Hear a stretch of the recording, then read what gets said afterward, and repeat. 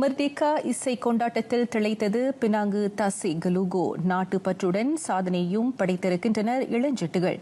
ஜோம் kids pant இசைக்குழுவைச் சேர்ந்த அந்த இளம் கலைஞர்கள் ஆசிய சாதனை புத்தகத்தில் இடம்பெற்றிருக்கின்றனர்.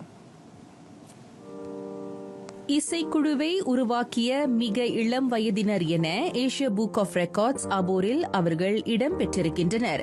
ஜோம் கிட்ஸ் பேண்ட் இசைக்குழுவில் 11 முதல் 17 வயது வரையிலான இந்திய இளையோர் இடம்பெற்றிருக்கின்றனர்.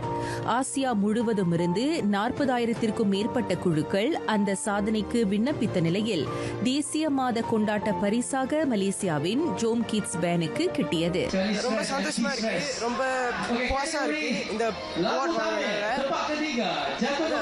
நானு என் பேண்ட் மெம்பர்ஸ் ஜேஸ் இங்கே உள்ள டீச்சர்ஸ் எல்லாரும் நல்லா கஷ்டப்பட்டு வாங்கினதுக்கு ரொம்ப சந்தோஷப்பட்டோம். பல்வேறு பின்புலத்தை கொண்ட இசை கலைஞர்களுக்கு கடந்த ஓராண்டாக கட்டணமின்றி பயிற்சி அளிக்கப்பட்டது. Asian book of record create பண்ணியிருக்கோம். அதாவது நாங்கள் கிளாஸ் நடத்துகிறோம், ஆன்லைன்ல கிளாஸ்.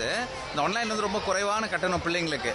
ஸோ எந்தெந்த பிள்ளைங்க நல்லா படிக்கிறாங்களோ அவங்களெல்லாம் ஆட்டோமேட்டிக்காக நாங்கள் என்ன செய்கிறோம், எடுத்து ஒரு பேண்ட் அமைக்கிறோம், இசைக்குழு அமைக்கிறோம். இந்த இசைக்குழுவில் நாங்கள் இந்த பசங்களை இன்னும் மேன்மேலும் அவங்களுக்கு கற்றுத்தரோம். அதெல்லாம் ஃப்ரீ தான், முழுக்க ஃப்ரீ. அதான் நாங்கள் செய்கிறோம்.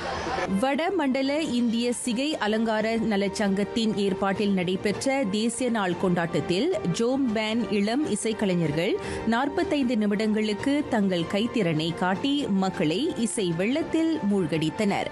பினாங்கு வீடமைப்பு சுற்றுச்சூழலுக்கான ஆட்சிக்குழு உறுப்பினர் எஸ் சுந்தர்ராஜு சிறப்பு விருந்தினராக பங்கேற்றார். இவங்கெல்லாம் மலேசியா ஃபுல்லாக போய் ஒவ்வொரு மாநிலத்திலும் ஒரு பிள்ளைங்களை எடுத்துட்டு அவங்களுக்குள்ளார இருக்கிற அந்த பாட்டு திறமை, மியூசிக் திறமையை வெளியாக்குறாரு. இன்றைக்கு ஒரு நல்ல பெர்ஃபார்மன்ஸ் செஞ்சாங்க. 45 நிமிஷம் நான் ஸ்டாப் ஒரு பெர்ஃபார்மன்ஸ் செஞ்சாங்க. இது என்னன்னு கேட்டிங்கன்னாக்க மலேசியாவிலே ஆக வயது குறைவான ஒரு பேண்டு இதுதான். அதனால இன்னைக்கு அவங்களுக்கு ஏசியன் புக் ஆஃப் ரெக்கார்ட்ஸ் விருது கொடுத்திருக்காங்க.